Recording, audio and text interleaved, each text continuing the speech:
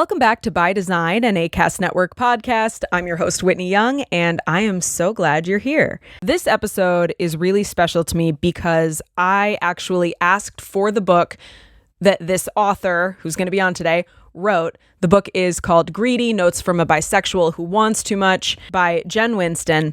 And I asked for the book last Christmas of 2022, so a year and a half ago. Since then, I've become friends with Jen, and she is going to be on the show today, on By Design today. The book received praise from numerous media publications, Oprah Daily, Glamour, BuzzFeed, the list goes on.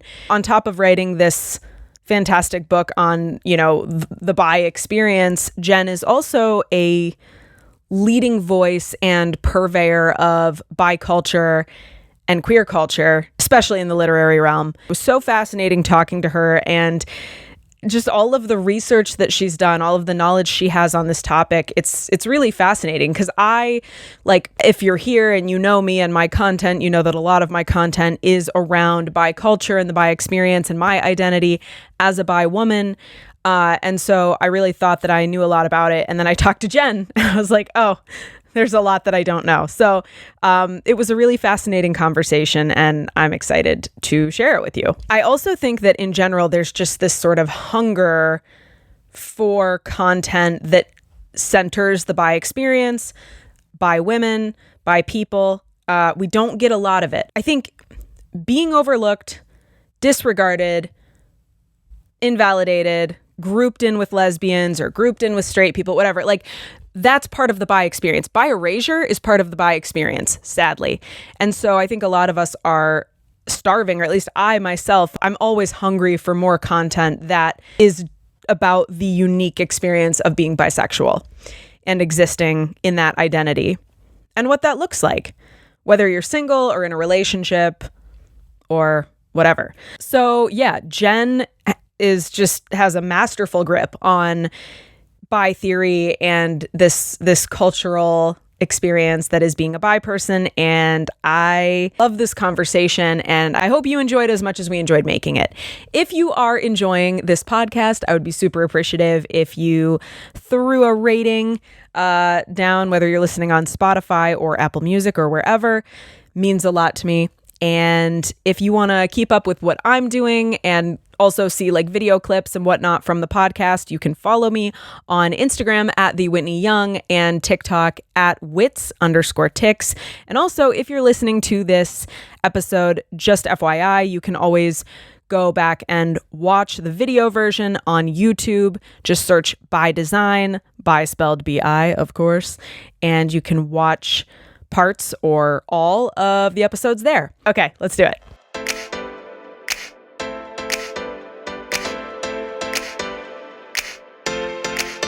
So let's just dive right into it. Let's dive in. I'm so excited that you're here. I'm so happy to see you. Welcome back to LA. I know we had a little bit of not a false start, but when I was here last September, it was most likely to stay and live here, and there was a chance that I would not, and I ended up going with the not and not staying. So we got lunch. We began, and we were like, let's go to the museum, and let's go to the Hollywood Bowl, yes. and then so you were plans. gone. I know, but that's fine.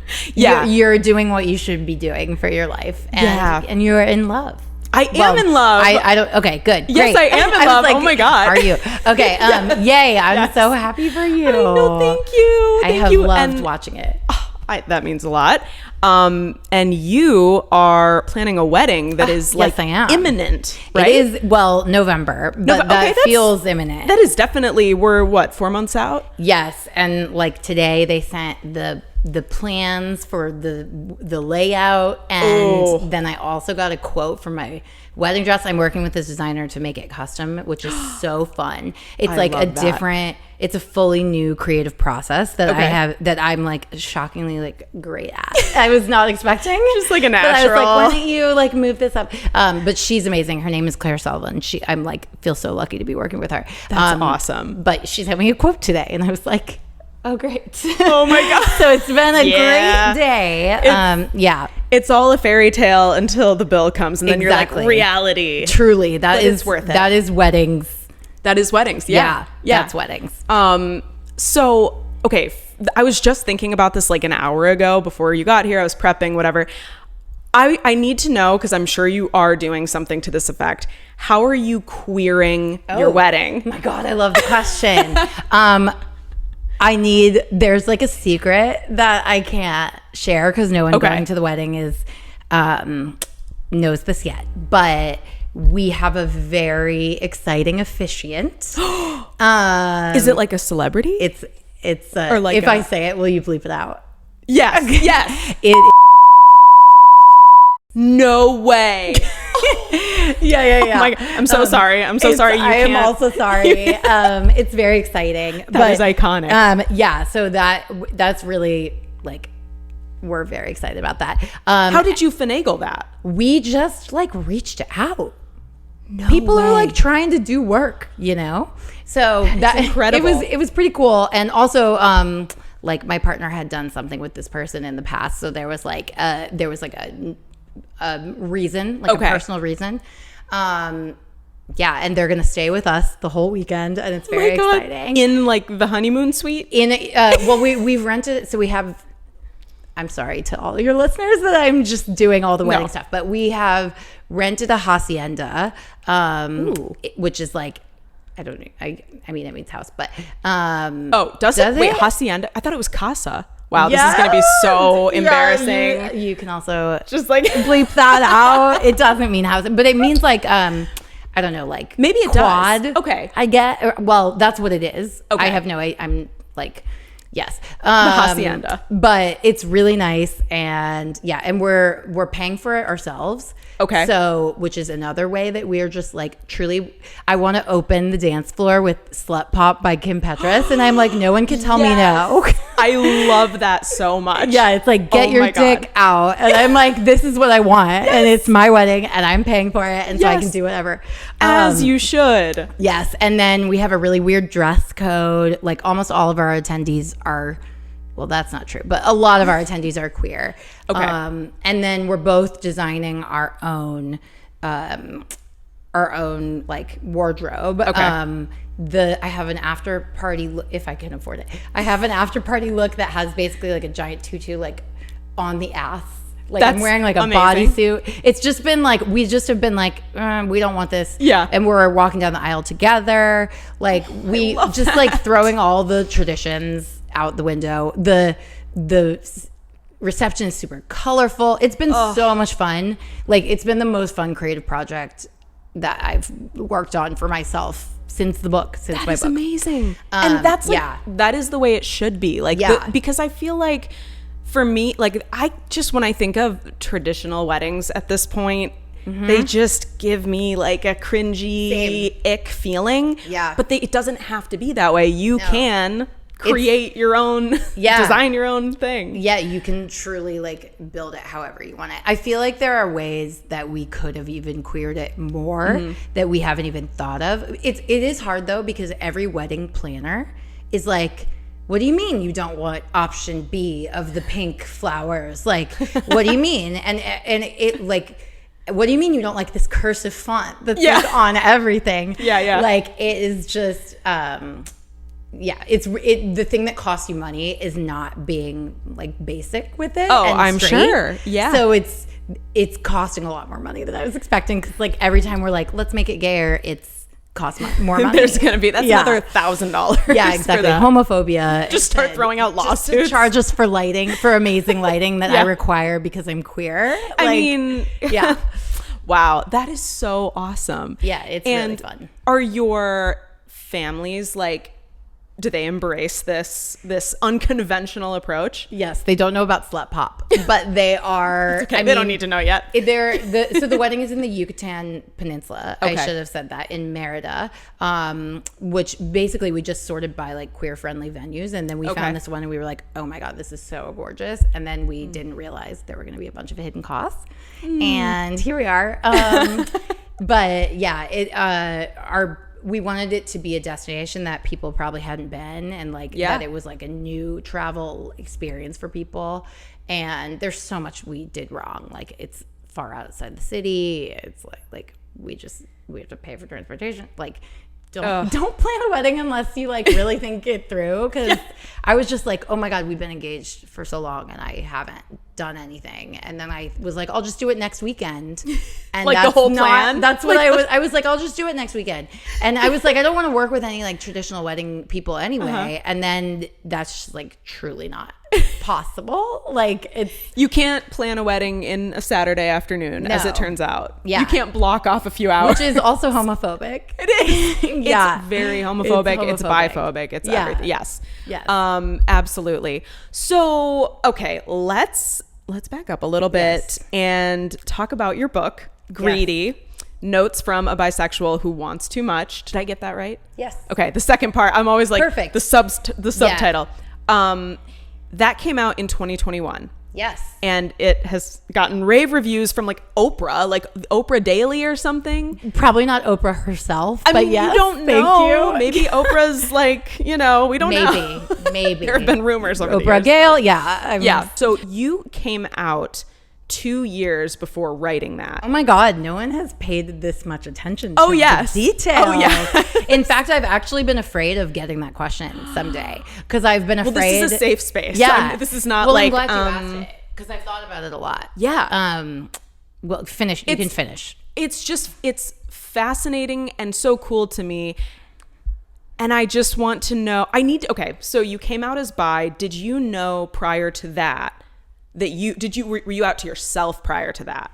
Yes. Okay, so you and had known. to like close people in my life. Okay. Yeah. So that makes a difference. And then how did you like decide I'm going to write a book on this? Well, okay, so I always knew I wanted to write a collection of essays like about sex. Like I don't know why. I was like, I'm born to do that.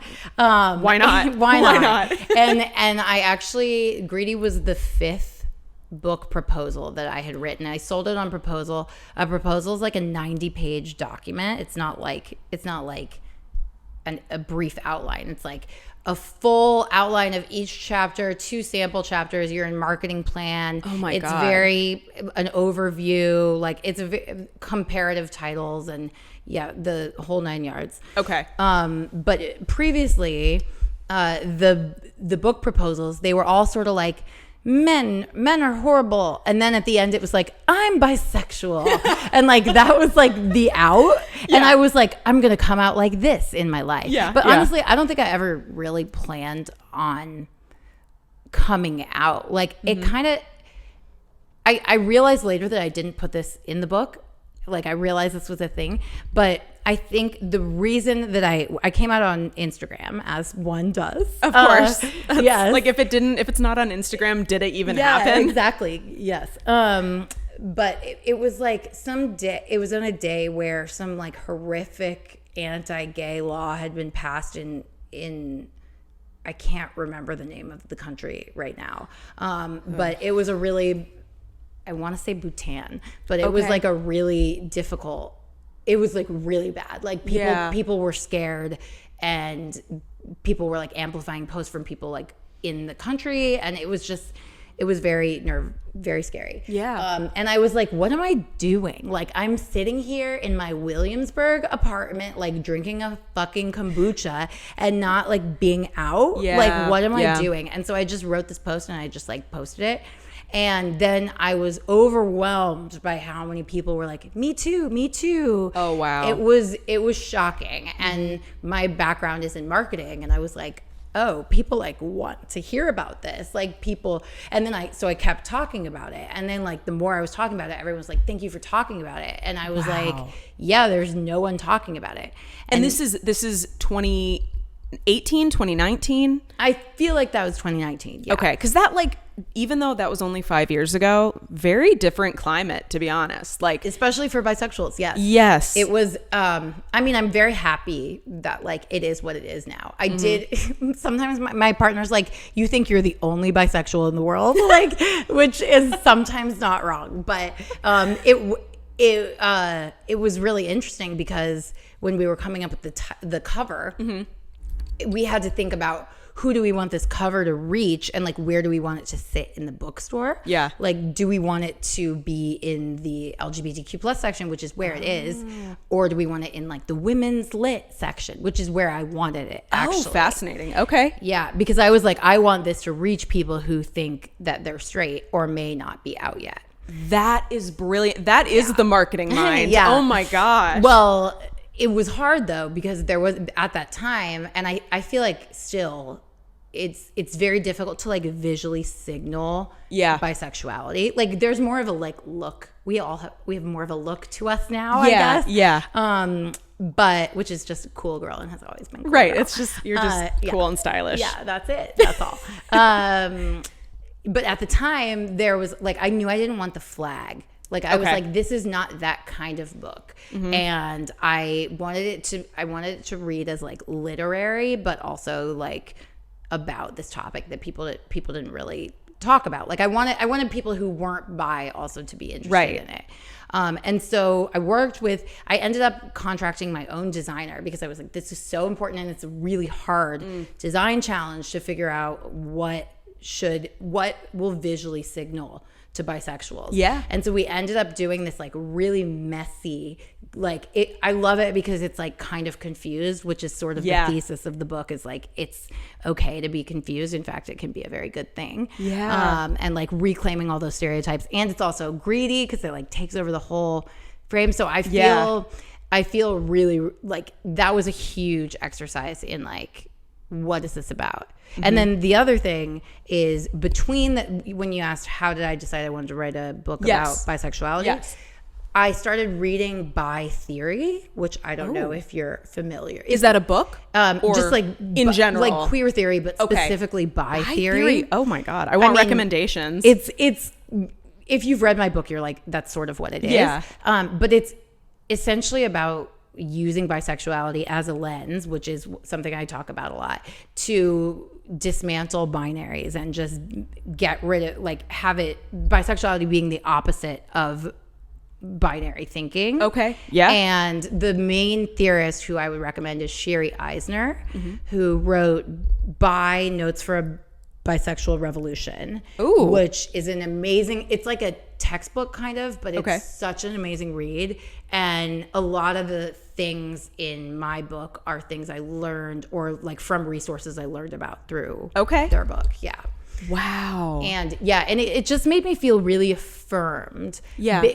Because it made me, for a long time, I was about to come out, and then I was like, oh no, I don't want to invalidate non-binary people by coming out as bi, like that. I was very worried about that. My partner is trans-masc non-binary, I guess, and when so is mine. Yay, cheers. Love that for us. Love that for us, indeed. I mean, I was thinking about it on the way over here. It actually is quite affirming. Like I write about this in my book, but I was like, who could I date that would like help me feel like I was existing in my sexuality all the time? And like, that's the exact person. It's so that's a fascinating point. But my partner was exclusively using they them pronouns when we started dating. Now he uses he they pronouns. And I lost my train of thought. What was it? It's like past my Adderall. My Adderall has worn off. And I don't even take any. I was on such a roll. I was worried about invalidating non-binary people by coming out as bi. And that book by Sherry Eisner helped me realize that bisexuality is actually like a non-binary sexuality. Like not meaning you're only attracted to non-binary people, but meaning that like it doesn't adhere to binaries in itself. Yeah. So that makes so much sense. I've not heard that perspective before, but like yes. Because that's how it feels to me as a bisexual, but also like I don't know. I just like, I mean, because I've heard the definition of like bisexual is being attracted to more than one gender, which can encompass all genders, or two, or whatever. Yes, but there's so many definitions. That definition was coined by Robin Oakes, And sometimes, like, I'm like, oh, I actually know stuff. It was coined by Robin Oakes, and I did a launch event with her, which was surreal to me. I was like, oh my God, like, she's a founder of bisexuality. Like, she invented it, more or less. Yeah. And she told me that it had my book come out when she was, like, in the thick of her activism. She would have, like, potentially, like, protested it or been, like, outraged by it. Oh my God. Because it was about the stereotype of being greedy. Okay. That now it's about reclaiming that. But yes. Like 20, 30 years ago, that she was like, that could be very detrimental to what we're doing.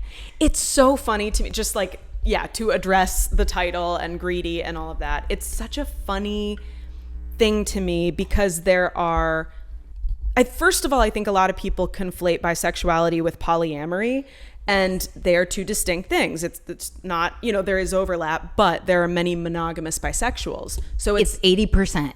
What? 80% of women, 80% of bisexual women in relationships are in monogamous relationships. Oh, I love that statistic. It's in my book, so I can double check it. But yeah, it's okay, because that one particularly blew my mind because it is so entwined in the way that people think about it. It is absolutely. And like, there's obviously nothing wrong with ethical non-monogamy and polyamory and all of that, but it can be invalidating if you're monogamous, or like if you're not like not overly hypersexual, like just whatever term you want to use. Like if you don't fit those stereotypes and you're bi, and then you're just like, I don't know, feeling misunderstood. That's so true. That is so true. We just opened our relationship. Actually. Oh, did you? Yes. And is this like the debut of that information? No, I feel like I've talked about it, but it's not that exciting for me. I've done nothing. The reason we opened it is because I have like lost a lot of my sex drive post-COVID. Oh. And honestly, post-writing a book. Like, it took a lot out of me, and I wrote the book so fast. And my body is like just now recovering. But my partner having the time of his life. My God. And it's been weirdly validating to be like, and it doesn't make me jealous. Like, not at all.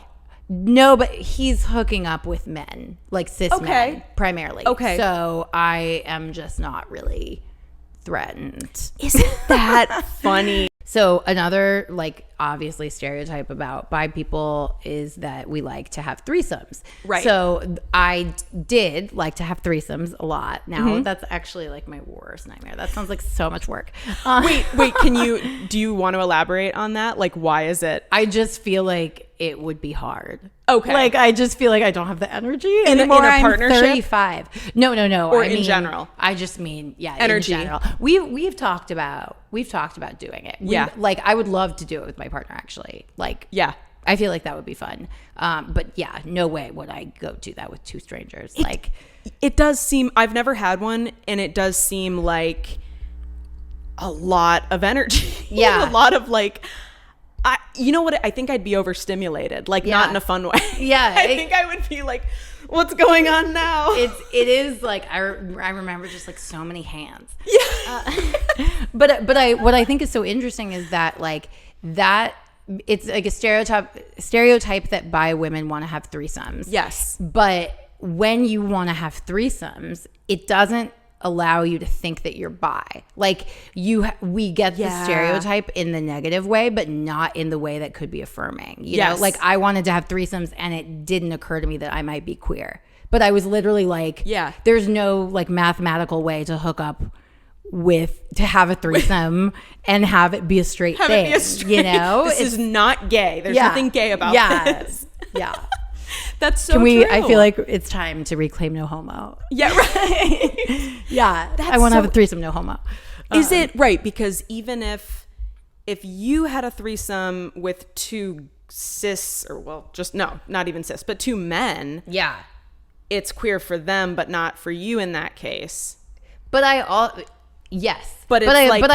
think it's still queer. Like there's queerness happening, and it's like part of it. It does feel queer, no matter how you slice it. Yeah, I mean, Challenger's core. But like I mean, that was sort of like a queer romance between the guys. But yeah, I guess you're right. There was nothing queer.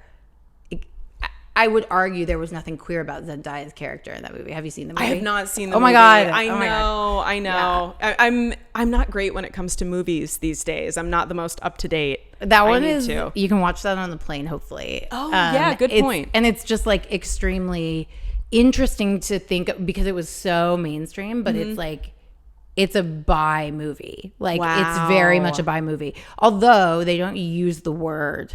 And that's like, that's very important to me, is that they use the word. To say the word bi, to call it what it is. Yeah, what are your thoughts on that? Like, because that made me think of how, Billie Eilish, for example, just came out with this album. Like, she's clearly bi or pan or queer, but probably bi, it seems like.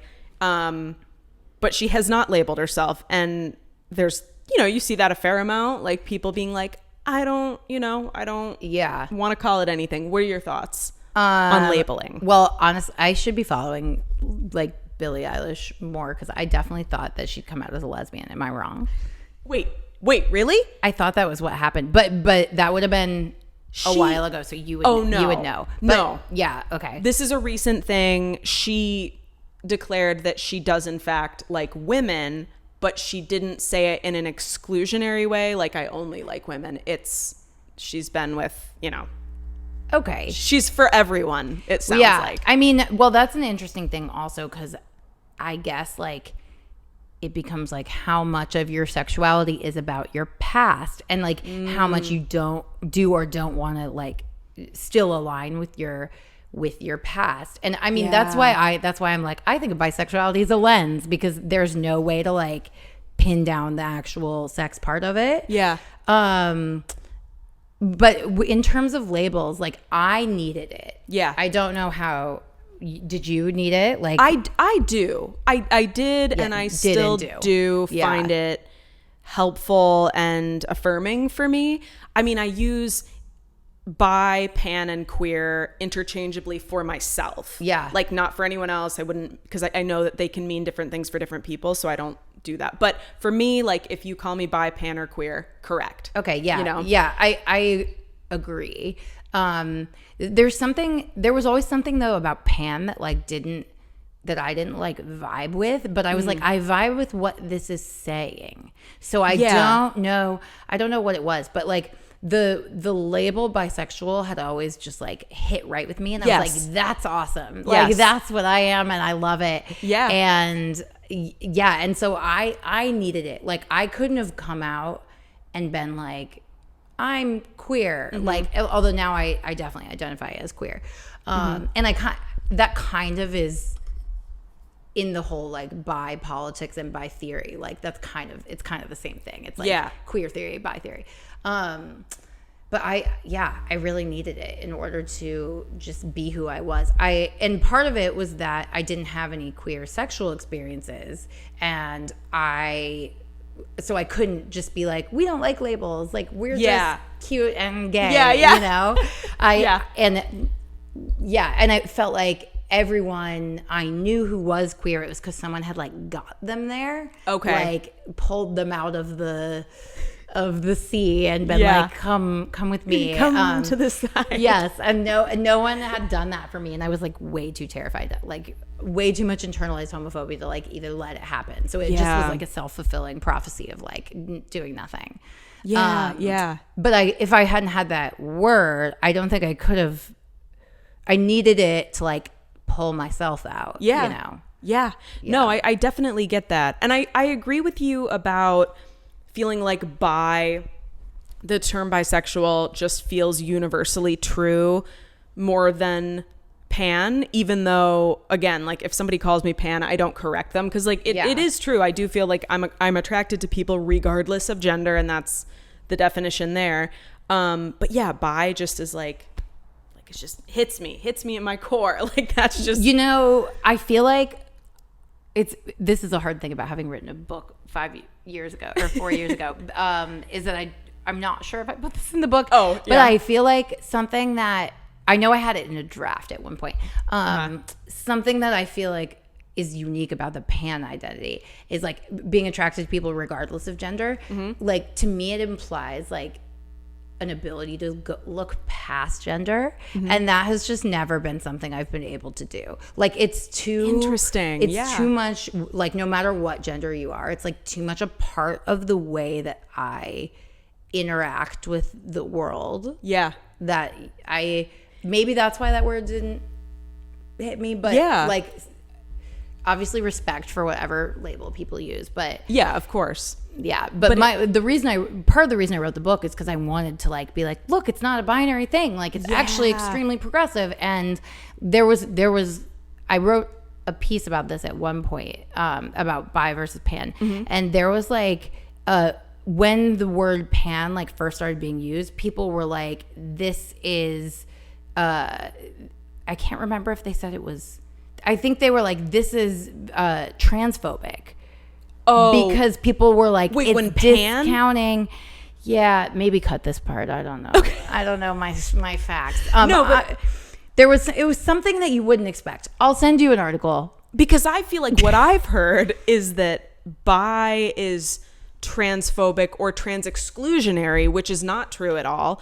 Some people are under the impression that bisexuality is attraction to cis men and cis women. Yes. Which it can be for some bisexuals, but there are many like me and you who are attracted to non-binary and trans and, Yeah. And I mean, also like you can't see gender. So I feel like I've always had an issue with that like gender blindness.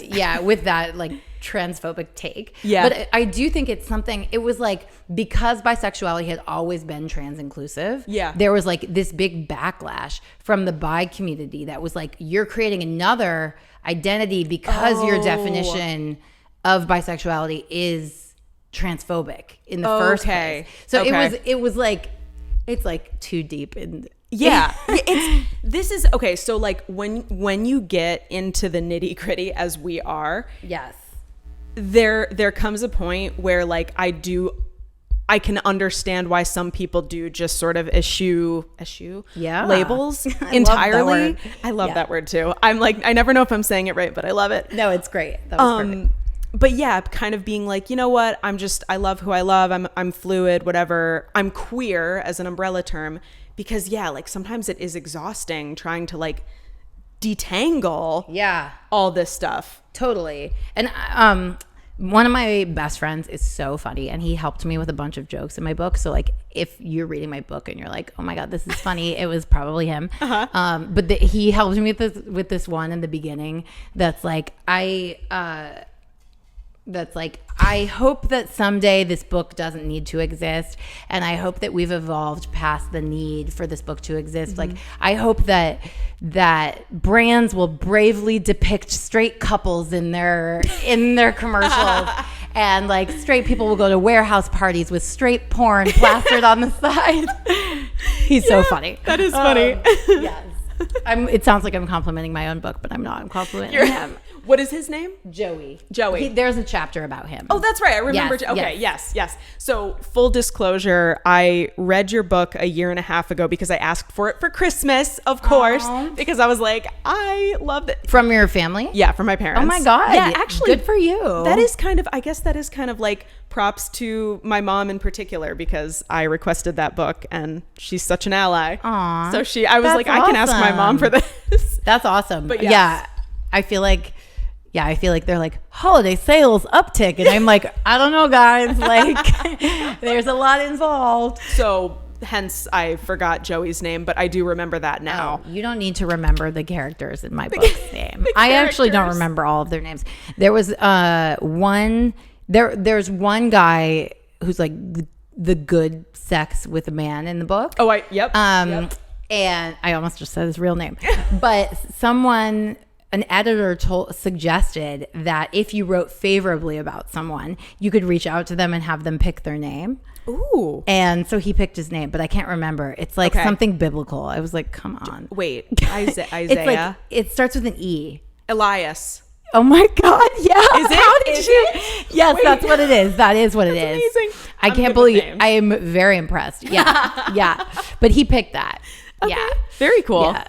I want to pick my name in a book. I know. It was Yeah. I also feel like because I always knew I wanted to write like a sex book. Yeah. There were people that I would hook up with and they would sort of be like, am I going to make the book? Like, you know, some of them did. They're like, was that a book selling performance? Yeah, exactly. Yeah. Or was it that bad? Or was it that, yeah, was it that terrible? Usually that was the case. Yeah. Yeah. Yes. As happens. Speaking of being an author who has written about sex, how does your partner feel about that? Like, has that ever been a thing? It's so funny you say that because my partner's always like, you love thinking that you used to be a slut. Like, you love it. And I'm like, I do. I love that I have this record of my slutty days.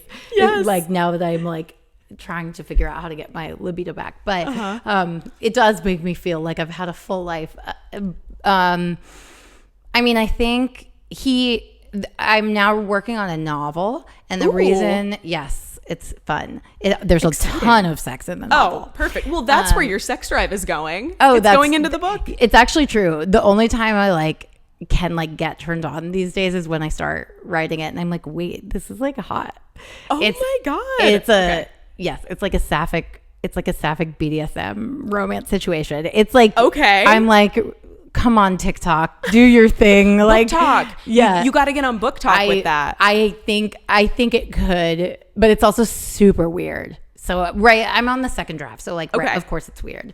Okay. Yeah. It's about this woman who goes to an egg freezing retreat, and then she's trying to decide if she wants kids. And then she starts like hooking up with the doctor and like thinking about her own agency in her life. Wow. And the doctor is like the dom, basically. And it's a woman. The doctor is a woman. Yes, okay. yes, yes. Okay. Wow. And when do you have any idea when this might come out? If you're on the second draft, I'm hoping by the end of the year. Ooh, well, not come out, but I'm hoping I will I'm hoping I'll be able to send it out by the end of the year. Okay. It's like a 3-year process. It might be more like next year. Because I do want it to be like not horrible, because I don't think it's like I think I will write a better novel someday, but at least it's cheeky and sexy and fun, and I don't want to like alienate future readers by them being like, this is horrific. I'm sure it will not be horrific. I've read your writing and it's phenomenal, as Oprah agrees. Oprah herself. The first paragraph actually mentions, this is coincidental, and I feel like I have to say it so people don't think I only have one thought in my brain.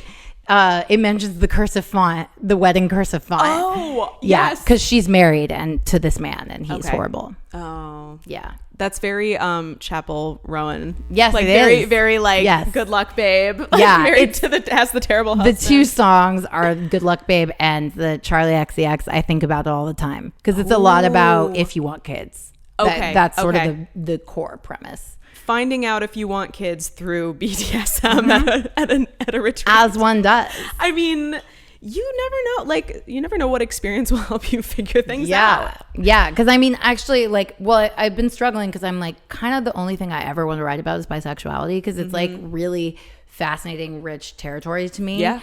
But it's a similar idea in that also she's like very like, part of her unfulfilled life is like she's always wanted to like have this romance with a woman, and so this is like but she's also like, maybe having a kid would make me feel whole, like I don't know. And then sort of just realizing that you just like get to a point in your life and you haven't made, like, you have been in the driver's seat this whole time and like nobody told you, kind of thing. God, that is so relatable. Yeah, I that's like this is 35 and it's really but I feel like a lot of times that's a bisexual experience, because you can coast because like you theoretically like men like you're supposed to, so you can just keep doing that and not ruffle any feathers if you don't want to. Right, you can block it, it's not easy or natural, but you can suppress that part. I mean, I know in my last relationship that was with a man, I very much put I wasn't as out as I am now. Like now I'm like, it's all over the internet out. But like before this, which, it was like, it was more, if you know me, but it wasn't like on social media and stuff. So anyway, in that relationship, I very much like put my queerness in a box on the shelf. And, you know, and my ex knew, and like he knew I was bi and stuff, but it was just kind of like, I don't know. It was very, yeah. Yeah. And then you think there's this perception that is a privilege, but in reality, you're just closeted. Oh God. And it's not, it doesn't feel like a privilege at all. It feels very like, it just feels like anguish and self-abandonment and unfulfillment. Yeah. And I like, whenever people are like, what's your advice to like young people who maybe aren't out? I'm like, you have no idea how amazing it feels to come out. I had no idea that when I hit that share button, it was gonna like be like, I didn't even know that weight was on me. Like it was such a relief. And I feel like if you are gay, like if you're there on the Kinsey scale or whatever, if you're all the way to one side, like you know that it will be a big relief, but you may not know that if you are bi or queer or somewhere in the middle. Yeah, especially if you're like speaking of the Kinsey scale, if you're close to straight, you know, I don't know, would it be like a 2 is closer to straight? Which number, but yeah. Let's say 0 is straight. And so you're like a 2 where like, you've mostly been in heteronormative, whatever situations. And it actually, Sophia Bush, who recently came out. Oh, yes. As queer, I'm not sure exactly how she identifies, but as queer, she said this once on her podcast that she was like a 1 or a 2 on the Kinsey scale. And this was before she came out. And I remember being like, girl, like you got to do something about that. You know, like, that meme of the person in the restaurant who gets up and is like, you're bi. Yeah. That Sophia Bush. Yeah. You're bi. You're bi. Or we've been trying to tell you this for a while, but it's so interesting. Like, just going back to the bi privilege of like, you don't have to come out if you don't want to. That is not a privilege. Like, like I see how it is in like terms of safety, personal safety, and you know, legislation perhaps, but like again, you're just denying yourself, and it's the self-abandonment, and like it just never felt really like a privilege, or it's yes, it's a privilege in some ways, and it's very much not in other ways. One of my favorite things is and but. And but. And but. Yes. But 100%. And I feel like that is the reason that the suicide rates for bi people are so high. Like, I mean, that's the mental health. Like, those are the reasons that those stats exist, because you you think it's this privilege, and you don't want to take up space by like, because you already have this privilege where you feel like you can hide. And I feel like that is especially true for bi women in straight passing or straight presenting relationships. Yes. I did like an Instagram story one time where I like asked people to share their experiences about that, and like, holy shit, I got almost more responses to that than any of the other bi stuff. Like, that is a community of people who are just not seen. That's why I wanted to make the protagonist of my book in that situation. And then it's like, if you're not poly, like you feel invisible, like you were saying. It is an interesting thing that has come up, like on my TikTok at different times. I've posted different things where queer, bi, pan, etc. women in hetero straight passing relationships will literally be asking like, how can I lean more into my identity without becoming poly or opening up my relationship? Like, in what other ways? Because there's such a lack of conversation around that. And like, like how does one fully embrace their queer identity while in a relationship that is, you know, I met when I was doing my book tour, it was during COVID. So it was like, not really a tour, but when I was like meeting people after my book came out, I met this guy who was there because his girlfriend was bi and like did so much work with the queer community. Like, she was like volunteering with the community and like doing, and I was like, that's a brilliant way she like worked at a queer community center, and I was Okay. like, oh, that's amazing. Like sometimes I like look at the book and I'm like, yes, you're queer. Yes. Like Yeah, I'm happy that yeah. the book is a thing to remind me that I am queer, because you kind of need like, sometimes you need that external thing. And if you are in a relationship, if you are a woman and you're in a relationship with a man and you feel like you're not, like your queerness isn't visible, you can get involved with the queer community in some capacity. Like go host a drag show, or like go work, I don't know that. Go take let a drag queen host a drag show, but yes. Right but yes, it's existing in queer spaces, whether it's a coffee shop or an art gallery or a club or a bar, whatever it is. Like go to those spaces and exist there, and also like consuming queer media, and you know, whether it's TV shows or books or whatever, just like staying connected to that part of you. Yes, that's exactly it. And of course, having a very supportive, like not just like an accepting partner, but like a supportive, I embrace you and I want to help you. That's do more so of this. True.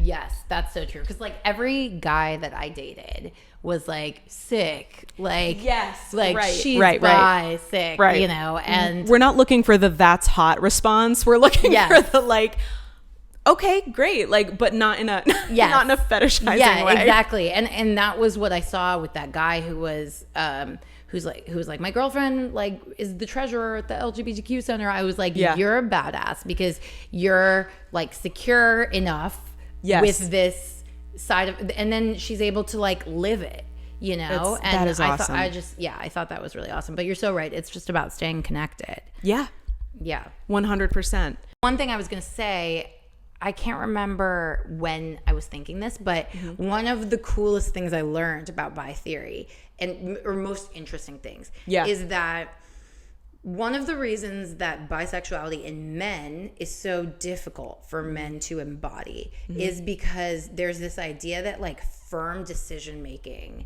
is masculine. Oh my God. Isn't that fascinating? And oh my God. Isn't that mind blowing? Like you don't think about that. And then that's also patriarchal, that weighs on anyone. Yes.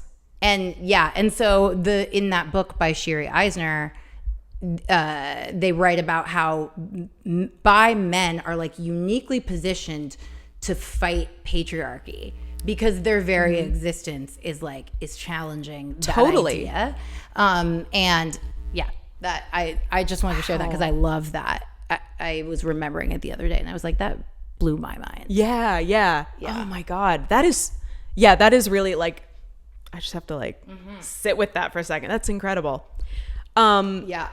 And it's like so much more centers around patriarchy than you think. Like there's obviously the whole thing that like everyone's they like no matter how you slice it, they claim that everyone's attracted to men. Like and like that, I mean that's an underlying thing, but like that decision making thing is like when you're starting to peel apart the onion and figure out why. Yes. Yeah.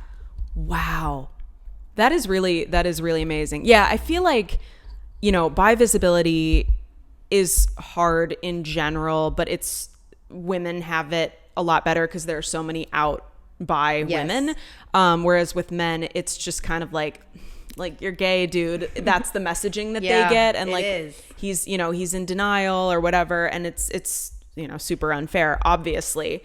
It's also, I have known a lot of straight women who are like not attracted to bi men. And I'm like, are you kidding me? Like, I love a bi man. Like I think that is like extremely sexy. And I always have. And I didn't realize that was like two queer people in a relationship. Like when there's two bi people, I didn't. In my book I talk about my relationship with he's one of my best friends, but which is also a queer thing.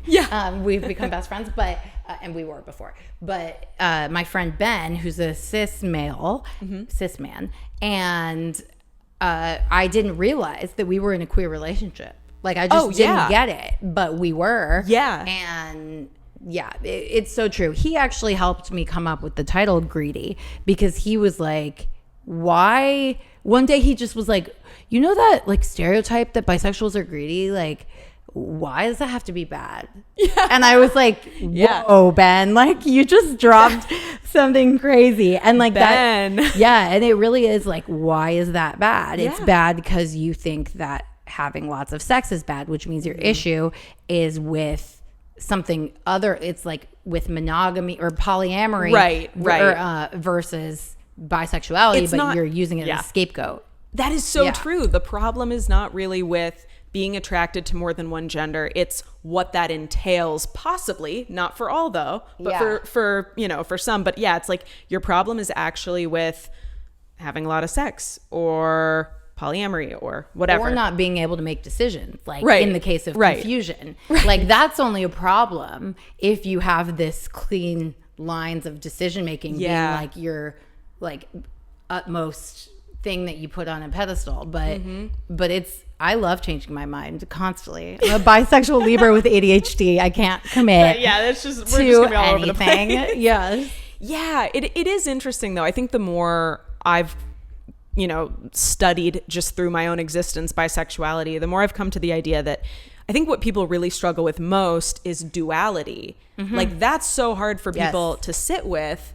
And that's why they struggle with bisexuality. And that's why we, or women, men, whoever, but I'll speak to my experience. It's, pick one side, pick a woman because you're really just a lesbian, or pick a man because you were straight and just experimenting, whatever. Yes. It's because they can't sit with the fact that like, no. You can have it all. Yeah. And if I'm in a relationship, a monogamous relationship, I'm also just good with that person, and I'm not like missing out on whatever else is out there. And it's like, totally. It makes me think of how, okay, so if somebody says my type, let's say a straight woman says my type is blonde men, but I happen to end up with this, Hispanic guy, this like tall, dark, handsome, I feel like whatever. they say this on Love Island all the time, and I'm like, this is so weird. I've never said anything like this. Yeah, no, right. But it's like if you fall for someone who goes against your physical type, are you? Yeah. Oh, but I can't be with blonde men anymore. It's like no one says that to straight people. That's so true. Gender is like at the center of it. Yeah. And gender, I do feel like the duality thing was that's why, I mean, I feel like bisexuality is like my religion. Like I feel like, and that's like the thing that it did for me. It like made me realize like, oh, you don't have to choose. Like you can exist in the context of all the Kamala meme of all that you are and all that came before you. But you can exist as the intersection of all those things, and like you are the common factor there. Yeah, absolutely. There's so much to this discussion. I feel like you and I could easily have a bi podcast in and of itself, where just every week we're breaking down a different subtopic. This was really fun. I like very fun and heated. Yes. Heated in an energizing way. Amped up. Yes. Take that energy home to your partner. Yeah, that's true. I'm on it.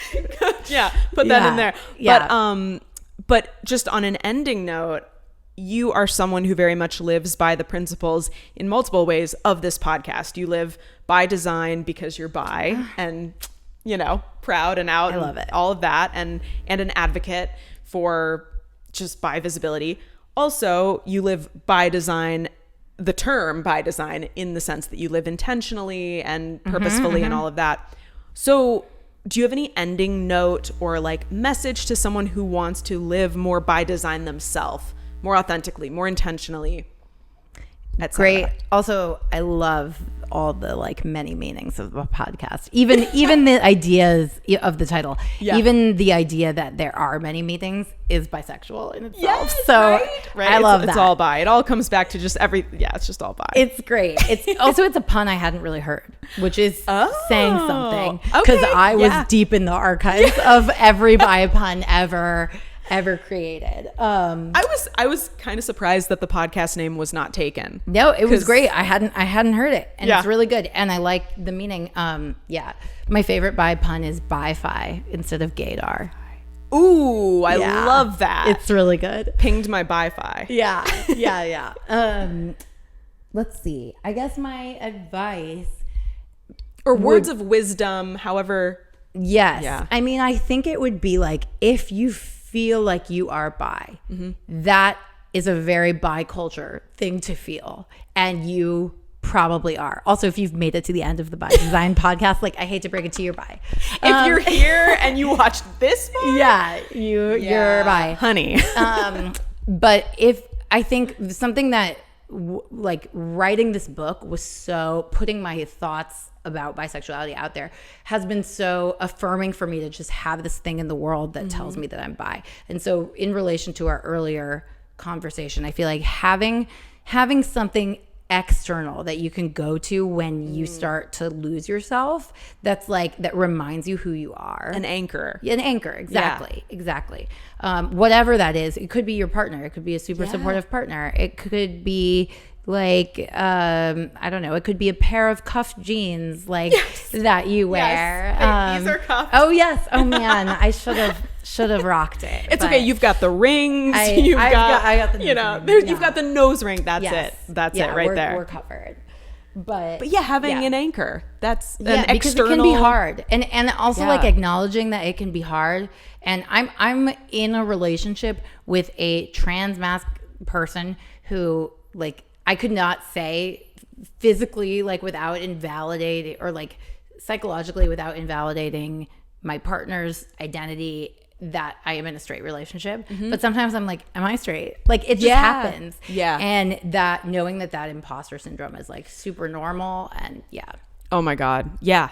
That is really good advice, just to naturalize and normalize the fact that wondering, having those questions, no matter, because face it, if you end up with anyone, no matter who you end up with, you're kind of like, does this mean I'm, whatever? Yes. No, you're bi. You're bi. And also it's a very, I'm like starting a whole new conversation. No. But it does, like, it is a weird thing to try to build your own identity around someone else. Like, I know people whose partners have transitioned, and then they're like, what does this mean for me? And it's like, actually, it's not really about you. Yeah. And it like wasn't, you know, but you made it that way. So you made it that way by design. Yeah, by design. Sponsored by High Noon. By noon. Let them release a spin-off. I love it, for Pride or by visibility. Oh my God. Visibility week. Yeah, they have until September. That's right. You could make this happen. That's right. You guys have, the clock is ticking. Yes. Thank you for being here. Oh my God, thank you for having me. I cannot wait to read your sapphic BDSM fertility Yay. retreat novel. I'm so excited. It's called Retrieval.